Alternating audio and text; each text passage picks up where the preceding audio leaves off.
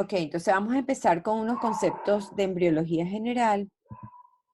Bueno, en principio, pues definimos qué es embriología, hay muchas formas de definirla, pero en líneas generales estudia todos los fenómenos que llevan al desarrollo de un nuevo ser, desde la fecundación, pasando por el desarrollo del embrión a feto, hasta que el feto madura y la expulsión. Eh, en líneas generales estudia los fenómenos normales, pero también pues está la embriología que estudia la parte de la teratología, que es la desviación de ese desarrollo normal. Entonces vamos a ver cuatro aspectos importantes. Primero, durante todo el desarrollo embrionario se dan cuatro procesos importantes que son de inducción. Vamos a ver que nada es por casualidad, son por causalidad, es decir, hay algo que dice por qué esa célula lleva ese camino o ese proceso de proliferación o de diferenciación o de un proceso de apoptosis. Este conjunto de procesos pueden ocurrir en diferentes momentos a lo largo de todo el proceso de desarrollo embrionario. En segundo lugar, hay dos grandes factores de los cuales depende el desarrollo de un individuo. Uno es su genética, y es lo que se llama la regulación genética, es la información que viene en el DNA, y pues tendrás el desarrollo normal o no de acuerdo a esa información que traes en tu DNA. Y lo segundo es la epigenética, es decir, los factores externos que ayudan a que eso ocurra. Tú puedes tener genéticamente nada, pero te expones a agentes externos, esa es la epigenética, el medio externo donde te estás desarrollando. El conjunto de estas dos factores dependerá, pues, el desarrollo vaya en condiciones normales o no. El tercer aspecto es que de una manera, como siempre, para estudiarlo mejor, el desarrollo embrionario lo dividimos en tres etapas. Una primera etapa que se llama preembrionaria y que va desde el momento de la fecundación hasta la tercera semana de desarrollo embrionario. Una segunda, que es la que estamos estudiando ahorita, la etapa embrionaria, va entre la cuarta y la octava semana y es donde ocurre en la formación o los esbozos de la mayoría de los órganos o de todos los órganos que constituyen los aparatos y sistemas. Y luego viene la etapa fetal, que va desde esa cuarta semana, o sea, desde la octava semana que finaliza la etapa embrionaria hasta el momento del nacimiento. Por supuesto que todo esto, ay, pero todas estas semanas se imbrincan, pues, o sea, siempre hay que tener claro que un embrión de 3 semanas, pues a lo mejor no tiene las mismas características todos los embriones. Esto es una manera, como les dije, de poder estudiar y de clasificar. Uno siempre engloba cosas comunes para poderlo estudiar mejor. Y por último, el otro aspecto es que vamos a hablar siempre de momentos de susceptibilidad, de alteración del desarrollo, pero hay periodos de susceptibilidad o críticos donde los aparatos y sistemas tienen mayor probabilidades de alterar o que la alteración de su desarrollo traiga como consecuencia malformaciones mayores, a veces que hacen incompatibles con la vida. Este periodo es el que estamos estudiando ahorita, que es entre la cuarta, aquí dice tercera, octava semana, es más o menos es el periodo donde, por supuesto, es el momento donde hay mayor división celular y eso trae como consecuencia pues que las células sean más susceptibles de ser lesionadas por cualquier agente externo. Bueno, una vez haber visto estos cuatro aspectos generales de la embriología general, vamos entonces a hablar de esta primera semana de desarrollo embrionario. Entonces, Pollo arroz y los nos tostones. reproducimos sexuados, es decir, tenemos sexo femenino y masculino. No hay una reproducción asexuada, sino que al tener sexo femenino y masculino, pues tenemos genitales femeninos masculinos, un gameto masculino y un gameto femenino. Como Y tres. el comienzo del desarrollo embrionario es con eso, ¿no? Comienza con la unión de un óvulo con un espermatozoide, que es lo que uno conoce como fecundación. De manera que la primera semana de desarrollo embrionario comienza con ese proceso de fecundación. uno tiene un ovocito secundario detenido en metafase 2, recuerdan que eso es lo que ovulamos las mujeres, se une a un espermatozoide y eso va a dar lugar a un huevo cigoto y ese es el inicio de la formación de un nuevo ser. Entonces podemos definir la fecundación, vamos a tener en cuenta entonces un aspecto importante que es la presencia de las células germinales. Es interesante ver que las células germinales son separadas en el desarrollo embrionario y al día 24 el organismo separa las que van a ser las células germinales del epiblasto y van a viajar hacia la alantoides y ahí se van a quedar, se quedan en la alantoides a los lados aquí del pedículo de fijación, y esas células germinales primordiales, más o menos a la sexta semana de desarrollo, van a comenzar a migrar del alantoides a través del mesenterio dorsal hacia las zonas de las crestas genitales donde se desarrollan las gónadas. Ellas llegan ahí y es importante porque la información de cromosómica que ellas traen van a hacer que esa gónada indiferente que está ahí lleve una diferenciación hacia ovario o hacia testículo. Entonces, las células germinales, como lo estudiaron ahorita en aparato genital masculino y femenino en la histología, vieron que son las que van, son la ovogonia y la espermatogonia, y ellas, bajo un proceso de meiosis, constituyen esas células germinales ya desarrolladas o maduras, que son el ovocito o el espermatozoide en el hombre, ¿no? Aquí es importante algo en este proceso de gametogénesis que ya ustedes estudiaron en su aparato genital femenino y masculino, y es que en este proceso de gametogénesis, que no es más que una meiosis, hay tres aspectos necesarios. Y es que como somos sexuados y es unir una célula del hombre con una célula de la mujer, yo tengo que reducir mi carga cromosómica. Entonces, ese es lo primero que hace la ovogonia y la espermatogonia a través del proceso de la meiosis, es que disminuye su número de cromosomas y en lugar de tener una carga 2N, tiene una carga N. El segundo aspecto es que en la meiosis hay una mezcla de los genes dentro de los cromosomas que permite que haya variabilidad genética, que es importante para la viabilidad de esa especie. ¿Ok? Y por último, pues las células toman unas características que permiten que pueda ocurrir la fecundación. Y sobre todo, principalmente el espermatozoide. Si el espermatozoide, como sabemos, debe ir al encuentro del ovocito, escucharon, ¿no? El espermatozoide al encuentro del ovocito, no el ovocito al encuentro del espermatozoide, pues fíjense que desarrolló una cola.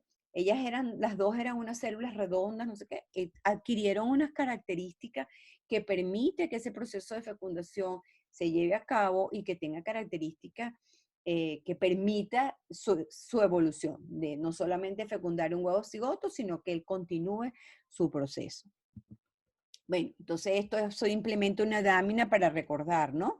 Por cada espermatogonia se obtienen 4 espermatozoides. Acuérdense que la espermatogénesis inicia en el hombre fundamentalmente en la pubertad.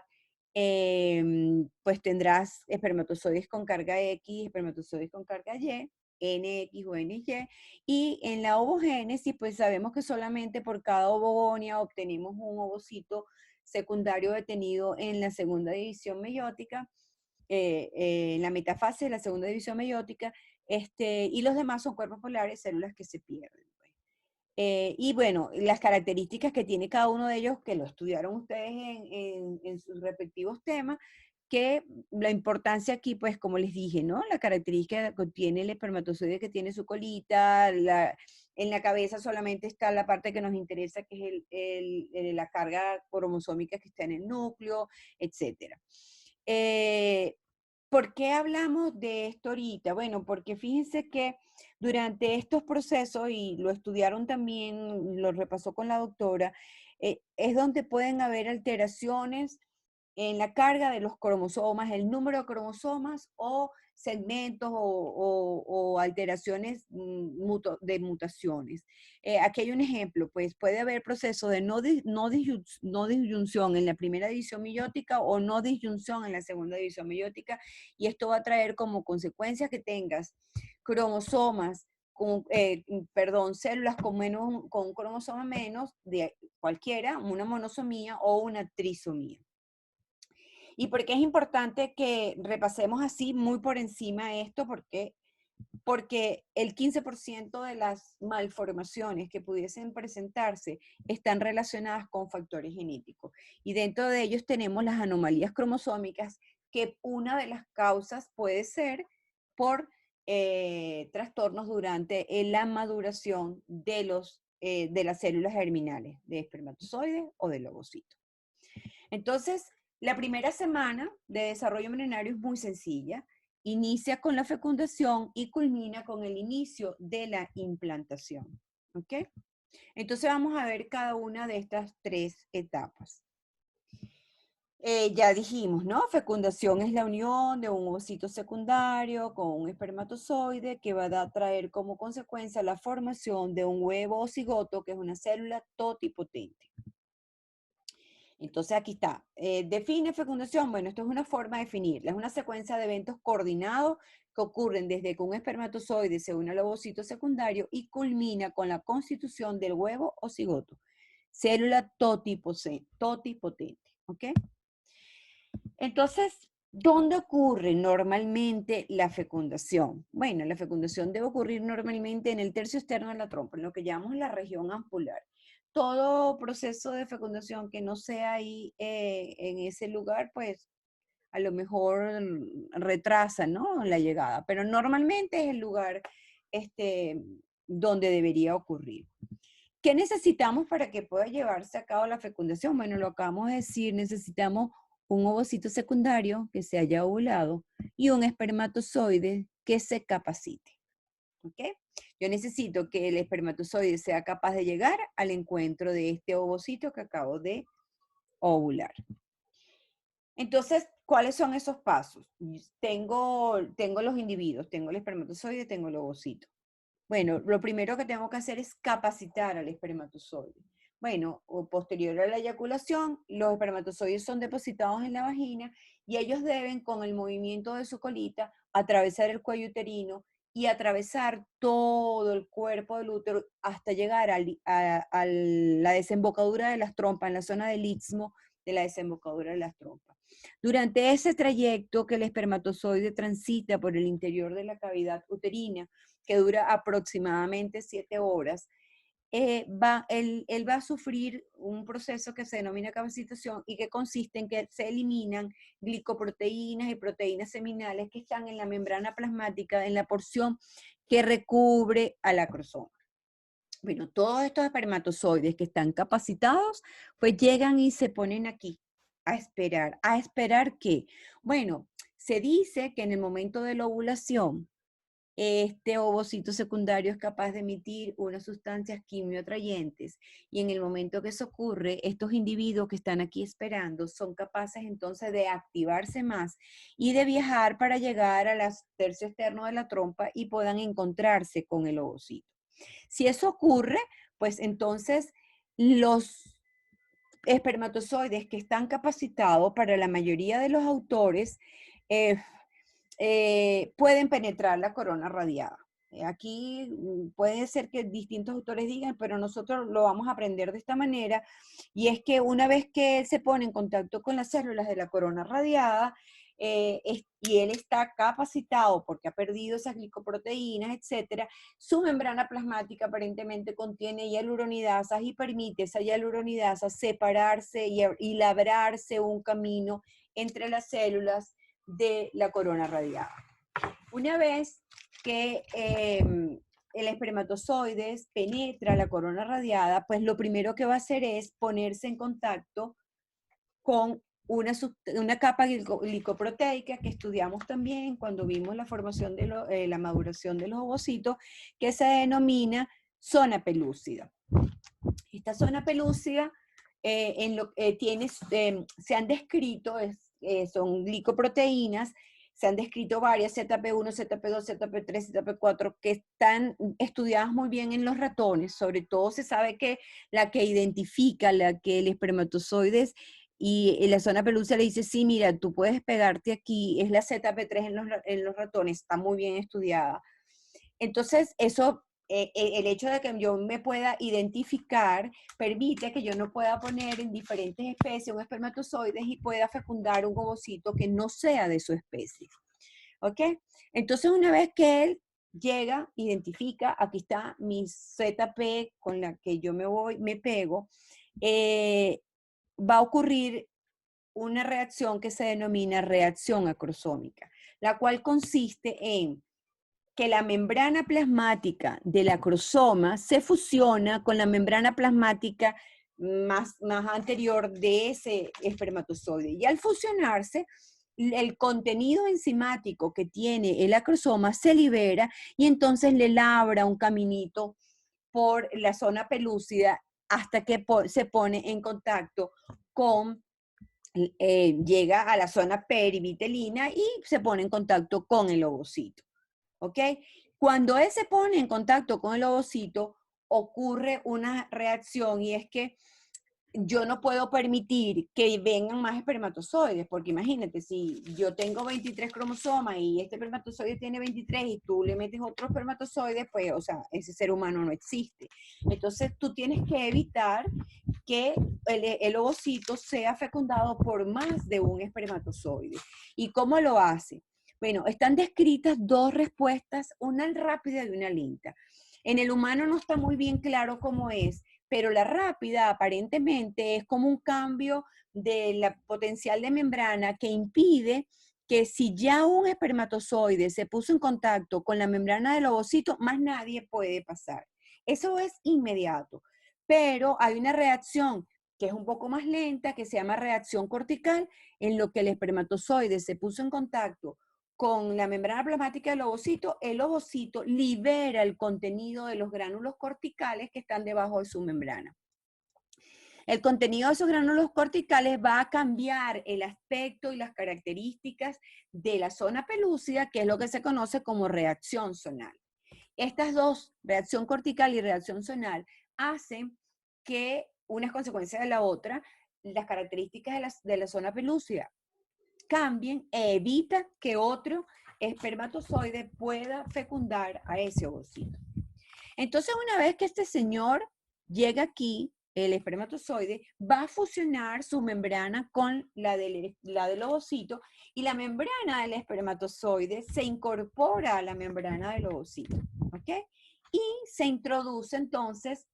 Ahí también los autores no todos dicen lo mismo, que si el núcleo y las mitocondrias, entonces dicen que bueno, que entran las mitocondrias, pero acuérdense que las mitocondrias son solamente de la mamá. Lo cierto es que aquí a nosotros lo que nos interesa es que ingrese el núcleo y entra, para otros autores también, parte de la cola. Pero bueno, eso en realidad lo importante aquí es que entre la carga cromosómica que viene en el núcleo. Uy, ¿y por qué esto se rayó así? Bueno, ahora, ¿cómo responde el ovocito a la llegada de ese espermatozoide? Bueno, primero, inmediatamente que el núcleo entra, él finaliza su segunda división meiótica y se van a formar los dos pronúcleos, el pronúcleo femenino y el pronúcleo masculino, que no son más que el núcleo de cada una de las dos células que se van a crecer. ¿Y en qué consiste que van a crecer? En que van a duplicar su ADN, porque acuérdense que esta célula va a tener 23 cromosomas de la mamá, 23 cromosomas del papá. Ok, chévere, es una célula que recuperó su carga diploide, pero se va a dividir y para dividirse tiene que tener duplicado su ADN. Bueno, esos son esos pronúcleos, ¿ok? El crecimiento por aumento o duplicación del ADN. Se van a fusionar, que es lo que se llama anfimixia, y en lo que ellos se fusionen y constituyen un solo núcleo, que no tiene 46 cromosomas, sino tiene el doble de la carga porque ya la duplicó y constituye un huevo cigoto que casi de inmediato comienza con la primera división mitótica de crecimiento o de segmentación. Bueno, wow, se están metiendo un poco de mosquitos aquí de la lluvia, horrible. ¿Cuáles son los resultados de la fecundación? Bueno, el primero es que se restablece el número diploide de cromosomas, como se los dije. Son los 23 cromosomas del ovocito y los 23 cromosomas del espermatozoide, pues tengo ahora, en lugar de N, tengo 2N. En segundo lugar, la variabilidad de la especie. ¿En qué se basa esa variabilidad de la especie? Ya lo vimos en la gametogénesis, porque durante el proceso de gametogénesis, le di a esto, hay el proceso de crossing over, donde hay intercambio de segmentos de material genético, y en el momento de distribuir los cromosomas en esa división, esta distribución también es al azar. Por lo tanto, esas células que se obtienen son completamente distintas a los papás.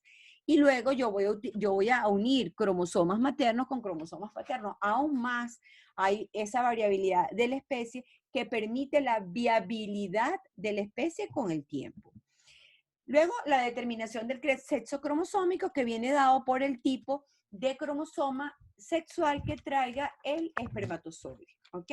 Entonces, dependiendo de eso, pues será XX o será XY.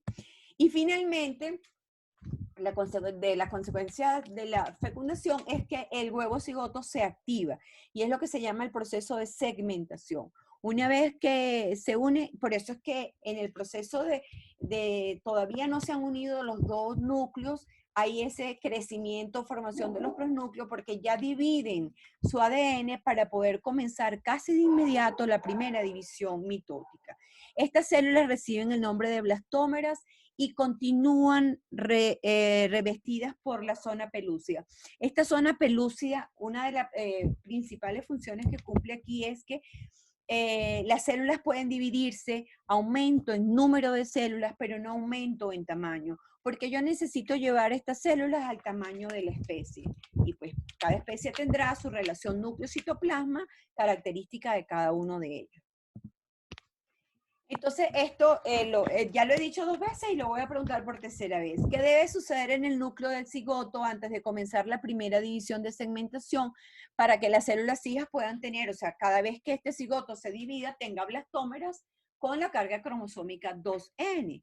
¿Cuándo ocurre ese evento? Pues, ¿qué debe ocurrir? Que duplique su ADN. ¿Cuándo ocurre? En el momento que los dos pronúcleos crecen, antes de la anfimixia. Cuando ellos se unen, ya ese ADN está dividido, porque esa división mitótica son prácticamente de inmediato. Antes de las 12, 18 horas ya ha comenzado la primera división de segmentación. Es difícil ver un huevo cigoto de una sola célula. Me imagino que en las cosas que son in vitro sí, pero de humanos a no in vitro a lo mejor es difícil de ver. Bueno, entonces, este proceso de segmentación, ¿qué es lo que va a hacer? Bueno, las células se dividen en 2, 4, 6. Llega un momento que hay aproximadamente 8 células y ellas se van a compactar y con uniones entre ellas, y van a tener unas células centrales que se compactan y que tienen uniones de hendiduras entre ellas, y hacia la periferia un grupo de células también que tienen uniones no de hendiduras, sino tipo adherens, ¿ok? Que las mantienen unidas. Más o menos cuando llega el tercer día, tiene aproximadamente 18 células. Y este huevo cigoto recibe entonces el nombre de mórula. Y la mórula se caracteriza por tener su zona pelúcida por fuera y un conjunto de células compactadas. Las centrales reciben el nombre de macizo celular interno y las periféricas, macizo celular externo.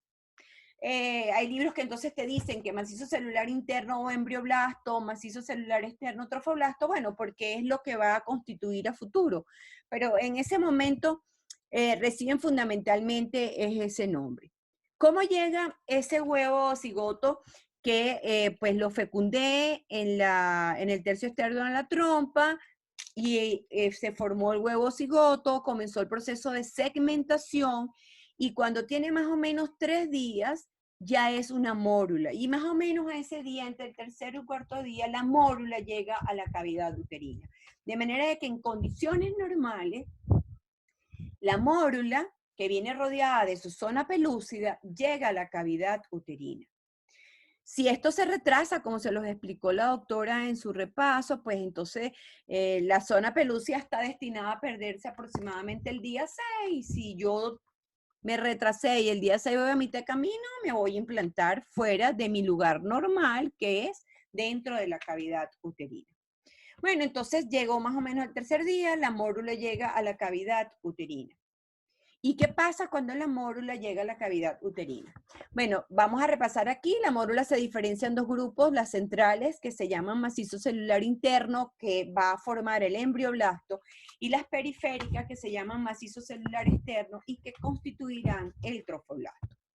Entonces, ¿qué pasa cuando la mórula llega a la cavidad uterina? Pues se va a convertir en algo que se llama blastocisto o blastocito. Lo puedes pronunciar de las dos maneras. Entonces la mórula, recordemos, está formada por su macizo celular interno, su macizo celular externo y su zona pelúcida. Cuando llega a la cavidad uterina, en la cavidad uterina va a empezar a ingresar líquido que está ahí, de sustancias nutritivas de la cavidad uterina, y le va a producir o originar una cavidad o blastocele, ¿ok? Esa cavidad va a hacer que esta mórula cambie su forma. ¿Y a qué la cambia? Bueno, al entrar el líquido, va a desplazar las células que están unidas por nexos hacia uno de los polos de la mórula. Esas células, que son lo que llamé macizo celular interno, ahora aquí reciben el nombre de embrioblasto.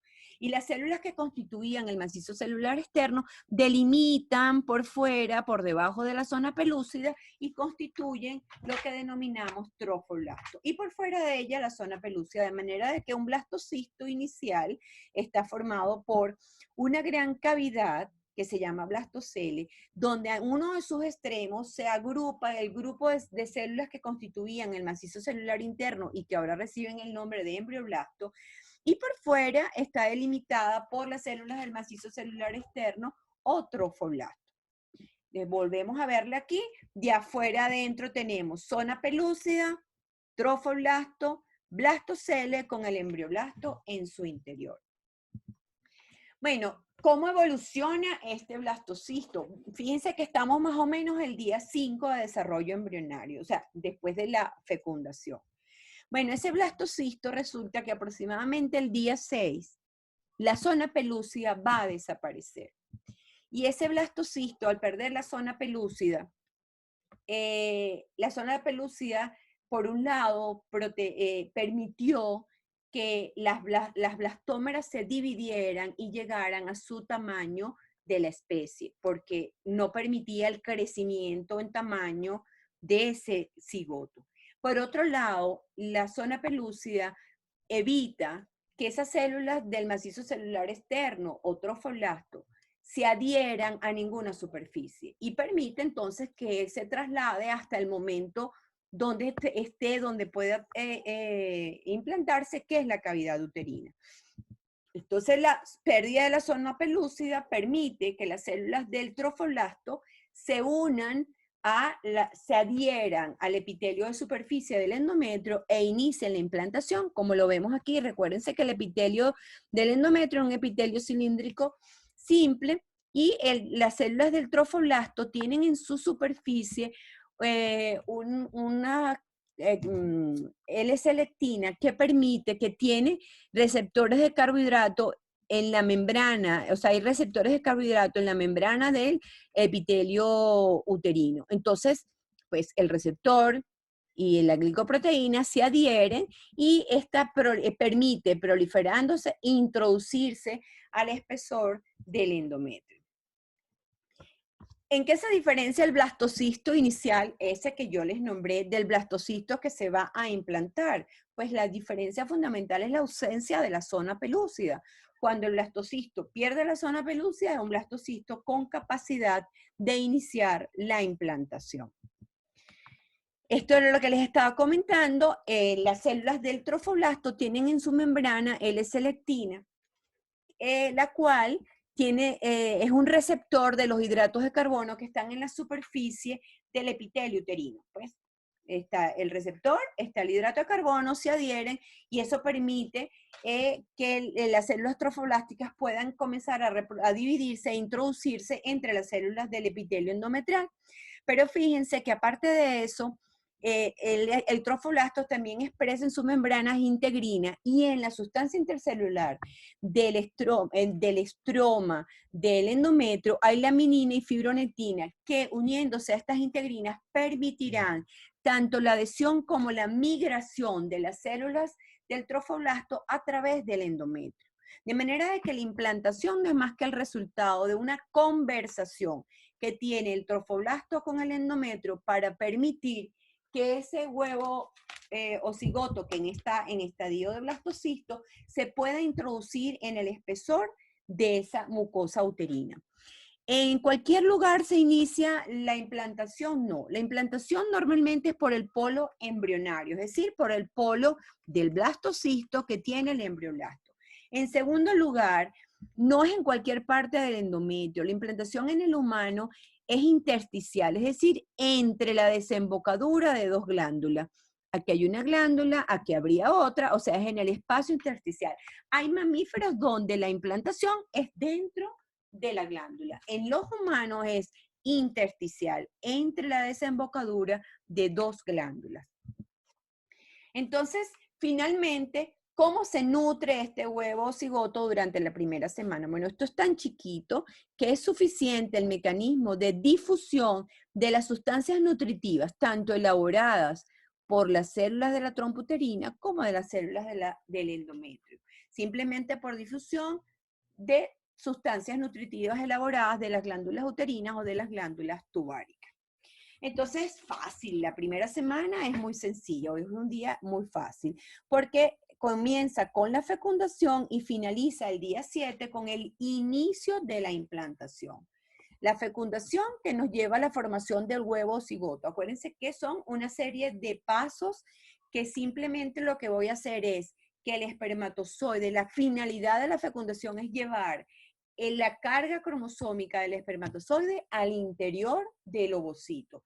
Y la única forma de hacerlo es atravesando las capas que tiene el ovocito. Y las capas son la corona radiada, zona pelúcida y la propia membrana plasmática del ovocito. Para lograrlo, uno, capacitación. Me capacité, puedo pasar la corona radiada. En lo que pasa la corona radiada, ¿a quién me encuentro? Me encuentro a la zona pelúcida. Cuando contacto con la zona pelúcida, el espermatozoide responde con una reacción acrosómica. Libera enzimas, acrosina fundamentalmente, que le permite pasar por la zona pelúcida. Recuérdense que la zona pelúcida tiene glicoproteínas de especie que permite, en teoría, que un espermatozoide de una especie distinta no pueda fecundar a un ovocito. Una vez que el espermatozoide, por su reacción acrosómica, contacta la membrana plasmática del ovocito, ocurre una respuesta inmediata del ovocito que dice, bueno, ya llegó uno, yo soy monogámico, yo solamente quiero un solo núcleo. Y trato de evitar que pueda haber poliespermia. ¿Y cómo lo hago? Bueno, se dice que hay una respuesta rápida que en el humano no se sabe cómo es, pero que aparentemente hay un cambio en